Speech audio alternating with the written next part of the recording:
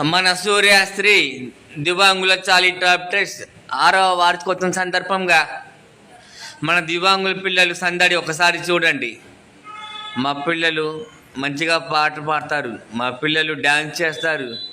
మా పిల్లల ఆనందం చూస్తూ ఉంటే నేను ఈ ప్రపంచాన్నే మర్చిపోతున్నాను. మా పిల్లలంటే నాకు పంచప్రాణాలు. మా దివ్యాంగుల పిల్లలంతా మన ట్రస్ట్లో 40 మంది ఉన్నారు.